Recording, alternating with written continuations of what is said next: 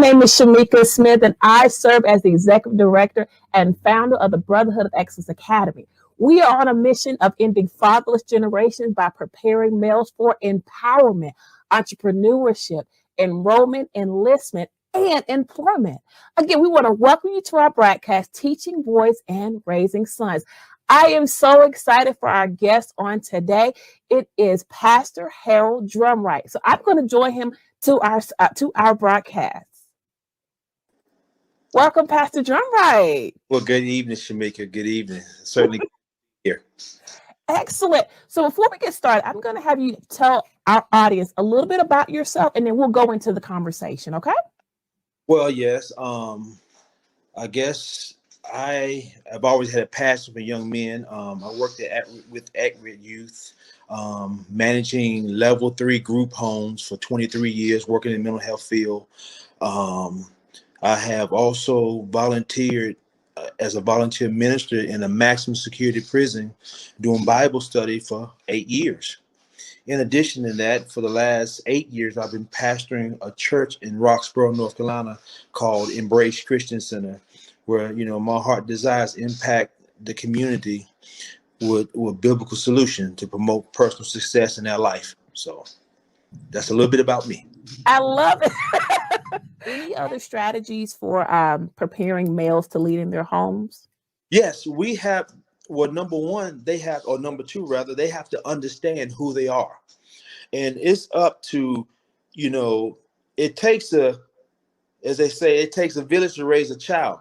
It takes the community of people around the individual to encourage them, to speak life into them, to help them to understand who they are. And once they grab hold to who they are, they're going to take off.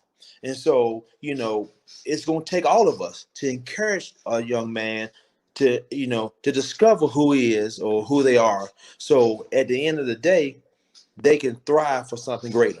Mm-hmm. I love that, creating that wraparound services for our students. Of course, I'm an educator, so we're typically thinking about wraparound service, but the same thing is with our youth as well. Within education, we have maybe social services. We may have the social worker, the nurse, the psychologist, the counselor, you name it, all wanting to support that child. So it sounds like the same thing is here as well. Right. Because you understand, kids spend time with their parents or families, but they really spend more time with the kids at school or the teachers at any given day time. The 8-hour period, is when the most time they're awake. So those are the people they're around the most. So you just hope they're around the people that's going to influence them to positive things and not negative. Exactly. Now I have trust in the Lord, recognizing who they are. You have another one, sir? Get your education. Education makes you more marketable. It makes you more of an asset. I tell young people, and I was just on the phone last night with a guy. I said, listen, what's the word I'm looking for? What gives you the direct option to just want to work for somebody? Why can't you start your own business? So I want to encourage him or motivate him to look at all your options, educate yourself, read, learn. What do you like to do? What's the best thing you can do with your hands? What is your passion to do in life?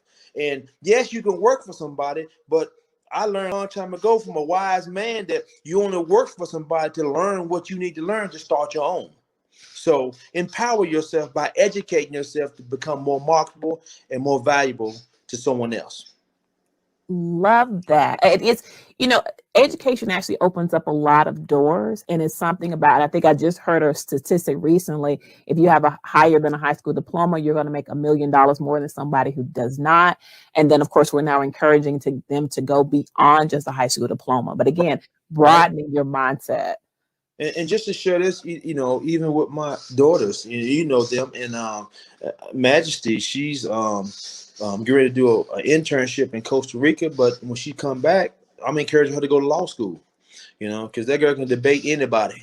And, so my goal is for them not to just stop at just an undergrad. Go farther. It makes you more valuable in your arena. It makes you more influential, because now with the more level education, you can have a more intelligent conversation with somebody because they're going to respect what's behind your name. Absolutely. Absolutely.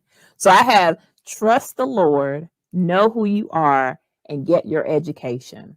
And create streams of income to provide for your future family.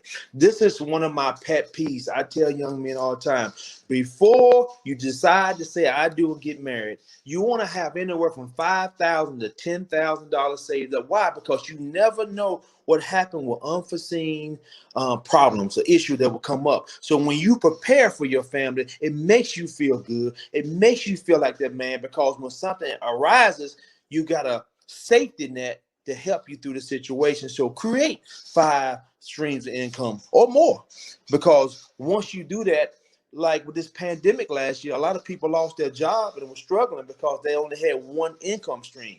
But when you create multiple income streams, you're not just depending on one source or resource.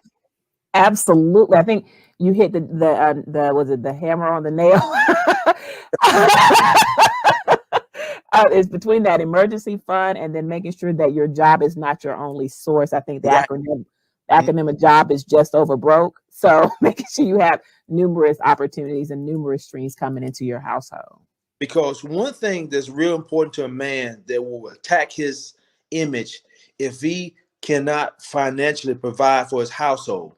And you know, over the years, I've seen a lot, experienced a lot, or talked to a lot of men that left their family, and most of them had a consistent or close answer. They could not bear to see themselves there when they could not provide for their family. So a man take it personal when he can't financially provide for his household. It makes him feel less than a man. So when he look at himself in the mirror and he don't like it, what he always does is run.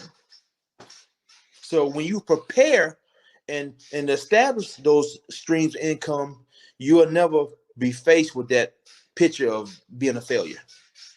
Wow.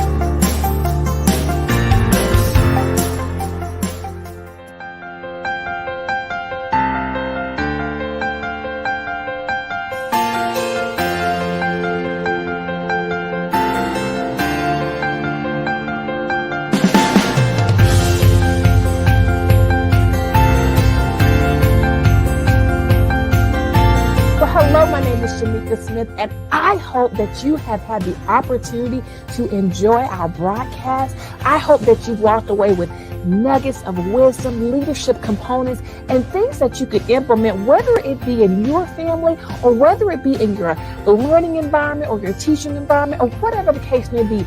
Our hope and our prayer is that you walked away with something that is very tangible that you can use immediately. If you have enjoyed this broadcast, take a moment and share it with others so that we can continue to spread the word of how we are utilizing the component of empowerment through our broadcast, Teaching Boys and Raising Sons, so that others can be empowered as we all walk in this thing called life together.